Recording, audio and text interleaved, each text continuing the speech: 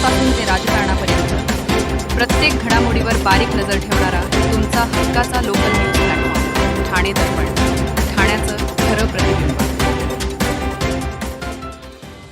ग्रामीण भागातील नागरिकांना विविध शासकीय सेवा सहज आणि स्थानिक पातळीवर उपलब्ध व्हाव्यात यासाठी ठाणे जिल्ह्यात 381 आपले सरकार सेवा केंद्र सुरू करण्यात येणार आहेत। जिल्ह्यातील 244 ग्रामपंचायतीमध्ये ही केंद्रे सुरू करण्याची प्रक्रिया राबवण्यात येत असून अंबरनाथ, भिवंडी, कल्याण, मुरबाड आणि शहापूर तालुक्यातील ग्रामीण भागांचा यामध्ये समावेश आहे। ग्रामीण भागातील नागरिकांना शासकीय दाखले, प्रमाणपत्रे तसेच विविध ऑनलाईन सरकारी सेवांसाठी तालुक्याच्या ठिकाणी किंवा जिल्हा मुख्यालयात वारंवार जावे लागते। यामुळे वेळ आणि पैसा खर्च होण्याबरोबरच अनेकदा एका कामासाठी नागरिकांना अनेक हेलपाटे मारावे लागतात। ही अडचण कमी करण्यासाठी गावाच्या जवळच आपले सरकार सेवा केंद्र उपलब्ध करून देण्यात येणार आहे। यासाठी जिल्हाधिकारी कार्यालयाकडून जाहिरात काढण्यात आली आहे। आपले सरकार सेवा केंद्र हे नागरिकांना विविध शासकीय सेवा ऑनलाईन पद्धतीने उपलब्ध करून देणारे केंद्र आहे। उत्पन्न प्रमाणपत्र, रहिवासी प्रमाणपत्र, विविध दाखले, शासकीय योजनांसाठी अर्ज, शैक्षणिक व इतर ऑनलाईन सेवांशी संबंधित कामांसाठी नागरिकांना या केंद्राचा उपयोग होणार आहे। विविध विभागांची संबंधित सेवा नागरिकांना या माध्यमातून उपलब्ध करून देण्याची व्यवस्था करण्यात आली आहे। विशेषतः ग्रामीण आणि दुर्गम भागातील नागरिकांसाठी या केंद्रामुळे मोठी सोय होणार आहे। ऑनलाईन अर्ज कसा करायचा, कोणती कागदपत्रे आवश्यक आहेत किंवा संबंधित शासकीय संकेतस्थळावर प्रक्रिया कशी पूर्ण करायची याची माहिती नसलेल्या नागरिकांना केंद्राच्या माध्यमातून आवश्यक सहकार्य मिळणार आहे। त्यामुळे डिजिटल सेवांचा लाभ घेणेही नागरिकांना अधिक सुलभ होणार आहे। शासकीय सेवा गावाच्या पातळीवर उपलब्ध झाल्याने नागरिकांचा प्रवासाचा खर्च अधिक वाचणार आहे। विद्यार्थ्यांना शिष्यवृत्ती अथवा शैक्षणिक प्रक्रियेसाठी आवश्यक असलेली ऑनलाईन कामे, विविध प्रमाणपत्रांसाठीचे अर्ज तसेच शासनाच्या योजनांचा लाभ घेण्यासाठी आवश्यक प्रक्रिया स्थानिक पातळीवर करता येणार आहे। ठाणे जिल्ह्यातील ग्रामीण भागाचा विस्तार मोठा असून शहापूर, मुरबाड, भिवंडी, कल्याण आणि अंबरनाथ तालुक्यातील अनेक गावांमध्ये नागरिकांना शासकीय कामांसाठी तालुक्याच्या ठिकाणी जावे लागते। अशा गावांमध्ये आपले सरकार सेवा केंद्र उपलब्ध झाल्याने प्रशासनाच्या सेवा नागरिकांच्या अधिकाधिक जवळ पोहोचण्यास मदत होणार आहे। ठाणे ते भिवंडी शहरादरम्यानचा प्रवास सुकर करण्यासह वाहतूक कोंडीची समस्या कमी करण्यासाठी मुंबई महानगर प्रदेश विकास प्राधिकरणाकडून कासार-वडवली ते खारबाव खाडीपूल प्रकल्प हाती घेण्यात आला आहे। या प्रकल्पासाठी ठाणे महापालिका क्षेत्रातील तब्बल 339 वृक्ष बाधित होणार असून यापैकी 242 वृक्ष तोडण्यात येणार आहेत। उर्वरित 97 वृक्षांचे पुनर्रोपण करण्यात येणार आहे। बाधित वृक्षांमध्ये पिंपळ, वड, बोर, करंज, काटेसावर, बेहाडा यासारख्या विविध प्रजातींचा समावेश आहे। मात्र एवढ्या मोठ्या प्रमाणात वृक्षतोड होणार असल्याने पर्यावरण प्रेमींकडून या निर्णयाला तीव्र विरोध करण्यात येतोय। गुजरात, वसई, विरार, उरण येथील JNPT बंदर तसेच नाशिक आणि अन्य भागातून येणारी हजारो जड अवजड वाहने घोडबंदर मार्गे माजिवडा आणि खारेगाव टोलनाका परिसरातून पुढे जातात। या वाहनांमुळे ठाणे शहरातील वाहतूक कोंडीवर मोठा ताण येतो आणि वाहतूक कोंडीची समस्या निर्माण होते। ही समस्या कमी करण्यासाठी ठाणे आणि भिवंडीला थेट जोडणारा कासार-वडवली खारबाव खाडीपूल प्रकल्प MMRDA कडून उभारण्यात येतोय। कासार-वडवली परिसराला भिवंडीतील खारबावशी जोडणाऱ्या या प्रकल्पाचे काम 2028 पर्यंत पूर्ण करण्याचे उद्दिष्ट MMRDA ने ठेवले आहे।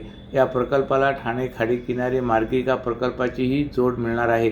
मात्र प्रकल्पाच्या बांधकामासाठी ठाणे महापालिका क्षेत्रातील मोठ्या संख्येने वृक्ष बाधित होत असल्याने पर्यावरणाचा प्रश्न उपस्थित झाला आहे। वृक्ष तोडीसाठी MMRDAच्या कार्यकारी अभियंत्यांनी ठाणे महापालिकेच्या वृक्ष प्राधिकरणाकडे वृक्षतोड आणि पुनर्रोपणासाठी प्रस्ताव सादर केला होता। या प्रस्तावानंतर महापालिकेच्या वृक्ष प्राधिकरणाने जाहीर सूचना प्रसिद्ध केले। त्यानुसार प्रकल्पाच्या कामात 339 वृक्ष बाधित होणार असून त्यापैकी 242 वृक्ष तोडण्यात येणार असून नागरिकांकडून आक्षेप आणि सूचना मागवण्यात आल्या आहेत। ठाणे शहरातील वाहतूक व्यवस्था अधिक शिस्तबद्ध आणि सुरळीत करण्यासाठी आता ठाणे वाहतूक पोलिसांनी सोशल मीडियाची कास धरले। वाहतूक नियमांचे उल्लंघन करणाऱ्यांवर कारवाई करण्यासाठी नागरिकांना थेट व्हॉट्सअपच्या माध्यमातून तक्रार नोंदवता येणार असून तक्रारीसोबत पाठवलेल्या छायाचित्रांच्या आधारे पोलिसांकडून तात्काळ पडताळणी करून कारवाई केली जाणार आहे। ठाणे पोलीस आयुक्त आशिष डुंबरे आणि सहपोलीस आयुक्त डॉक्टर ज्ञानेश्वर चव्हाण यांच्या निर्देशानुसार ठाणे शहर वाहतूक शाखेने हा उपक्रम सुरू केला आहे। ठाणे पोलीस आयुक्तालय क्षेत्रातील विविध वाहतूक उपविभागांसाठी 18 अधिकृत व्हॉट्सअप क्रमांक जाहीर करण्यात आले.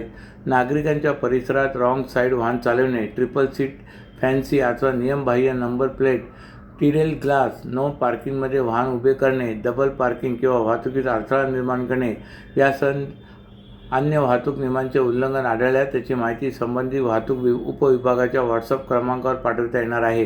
प्राप्त तक्रारीतील छायाचित्र उपलब्ध माहितीच्या आधारे संबंधित वाहतूक अधिकारी किंवा अंमलदारांकडून पडताळणी करण्यात येईल. नियमभंग झाल्याचे स्पष्ट झाल्यास संबंधित वाहनावर ई-चलन कारवाई करण्यात येणार आहे. तसेच करण्यात आलेल्या कारवाईची माहिती तक्रारदार नागरिकाला देणेही अधिक सुलभ होणार आहे. मोबाईलद्वारे तक्रार करताना नागरिकांनी शक्यतो किमान 3 स्पष्ट छायाचित्रे पाठवावीत. विशेषतः वाहनांचा नोंदणी क्रमांक स्पष्ट दिसेल अशा पद्धतीने फोटो काढण्याचे आवाहन पोलिसांनी केले. तक्रारीसोबत वाहन क्रमांक, घटनास्थळ आणि नेमका वाहतूक नियमभंग याची माहिती देणे आवश्यक आहे. वाहतूक नियमांचे पालन ही प्रत्येक नागरिकाची जबाबदारी आहे. आता नागरिकांचा कॅमेरा आणि पोलिसांची कारवाई या माध्यमातून नियमभंग करणाऱ्यांवर अधिक तत्परतेने कारवाई होणार आहे. वाहतूक ऑपरेटरसाठी व्यावसायिक वाहने खरेदी करण्यासाठी सोपी आणि विश्वासार्ह कर्ज सुविधा. कर्ज मर्यादा 1 कोटी रुपयांपर्यंत, 5 वर्षांची परतफेडीची मुदत, आकर्षक व्याजदर. TJSB fleet term loan. TJSB सहकारी बँक लिमिटेड, भरोसे का बैंक, भविष्य का bank. Asset backed credit loan. व्यवसाय आणि आर्थिक गरजांसाठी मालमत्तेवर आधारित कर्ज. कर्ज मर्यादा 5 कोटींपर्यंत, 120 महिन्यांचा परतफेडीचा कालावधी. विश्वासार्ह वित्तीय भागीदार तुमच्या प्रगतीसाठी. TJSB asset backed credit loan. TJSB सहकारी बँक लिमिटेड, भरोसे का बैंक, भविष्य का बैंक. तुमच्या व्यवसायासाठी खेळते भांडवल, क्षमता विस्तार, आधुनिकीकरण आणि यंत्रसामग्री खरेदीसाठी विश्वसनीय ओव्हरड्राफ्ट सुविधा. कर्ज मर्यादा 7 कोटींपर्यंत, जलद मंजुरी, 120 महिन्यांचा परतफेडीचा कालावधी. TJSB ODS drop against property. TJSB सहकारी बँक लिमिटेड, भरोसे का बैंक, भविष्य का बैंक. दादा, दात घासताय ना, मग पाणी का वाया घालवताय? ताई, भांडी घासा नाहीतर फोन पहा, पण नळ का चालू ठेवलाय?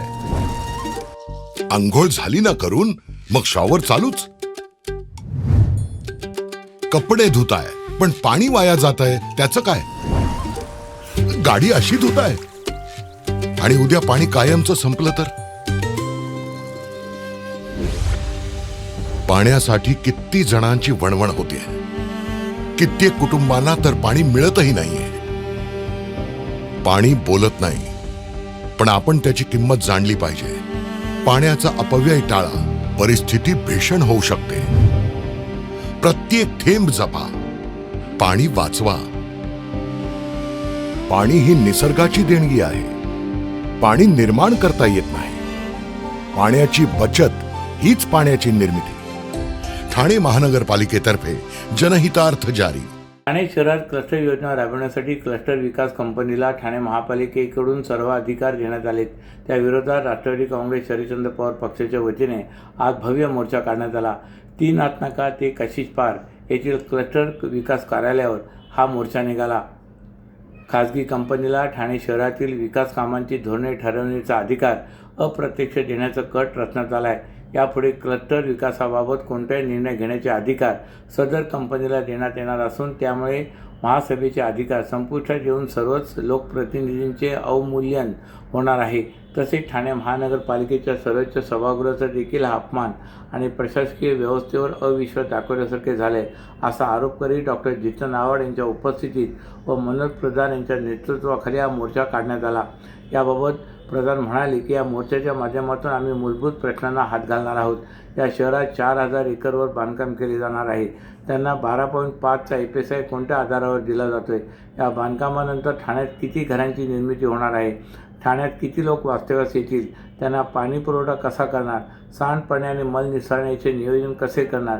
जर मालकी हक्काची घरे दिली जाणार आहेत तर 30 वर्षाचे करार का केले जात आहेत? मोठी घरे असणाऱ्यांनाही 323 चौरस फुटाचीच घरे देऊन पुढील आकारमानासाठी दर आकारणी का केली जाणार आहे? वाणिज्य वापराच्या सदनिकांना 180 चौरस फुटाच्या पुढे दर का आकारले जाणार आहेत? घरांच्या खालील जमिनीची मालकी ठाणे महानगरपालिकेकडे का असणार आहे आदी प्रश्न प्रधान यांनी उपस्थित केले. अल्पवयीन मुलीवर लैंगिक अत्याचार करणाऱ्या एका आरोपीला विशेष पोस्को न्यायालयाने पोस्को कायद्याअंतर्गत 20 वर्षाचा कारावास आणि 5,000 रुपये दंड ठोठावला आहे. दंड न भरल्यास आरोपीला आणखी 2 महिन्याचा साधा कारावास भोगावा लागणार आहे. तब्बल 4.5 वर्षानंतर या खटल्याचा निकाल लागला आहे. पीडित मुलीचे वय घटनेच्या वेळी 15 वर्ष 5 महिने होते. तसेच वडील ठाण्यातील एका बांधकाम कंपनीत काम करत असल्याने ती कुटुंबियासोबत वडिलांच्या कामाच्या ठिकाणी असलेल्या लेबर कॅम्पमध्ये राहत होती. याच कॅम्पमध्ये आरोपीही वास्तव्यास होता. 29 जुलै 2021 रोजी सकाळी 11 वाजता खेळण्यासाठी घराबाहेर गेलेली ही मुलगी घरी आली नाही. दुपारी 1 वाजता घरी जेवणासाठी आलेल्या तिच्या वडिलांना ही बाब समजली. नंतर कुटुंबियांनी तिचा सर्वत्र शोध घेतला, मात्र मुलीचा ठाव ठिकाणा न लागल्याने चितळसर पोलीस ठाण्यात अपहरणाचा गुन्हा दाखल करण्यात आला. या मुलीचा शोध सुरू असताना 14 ऑगस्ट रोजी ही मुलगी आणि आरोपी जोगेश्वरी येथील झोपडपट्टीमध्ये असलेल्या एका भाड्याच्या घरात एकत्र आढळून आली. पोलिसांनी मुलीला ताब्यात घेत तिला पालकांच्या स्वाधीन केले. चौकशीत धक्कादायक बाबींचा उलगडा झाला. पीडित मुलगी आरोपीला 2 महिन्यांपासून ओळखत असून आरोपीने लग्नाची हमी दाखवून तिला जोगेश्वरी येथील झोपडपट्टीमध्ये भाड्याच्या खोलीमध्ये नेऊन गेला होता. तेथे दोघे 17 दिवस राहिले. याच काळात आरोपीने पीडितवर लैंगिक अत्याचार केल्याची बाब समोर आल्यानंतर पोलिसांनी अपहरणाच्या गुन्ह्यात पोस्को कायद्याअंतर्गत इतर संबंधित कलमांचा समावेश केला आणि आरोपीला अटक केली होती. अशाच नव्या आणि ताज्या बातम्यांसाठी ठाणे दर्पणच्या पेजला लाईक करा आणि फॉलो करायला विसरू नका.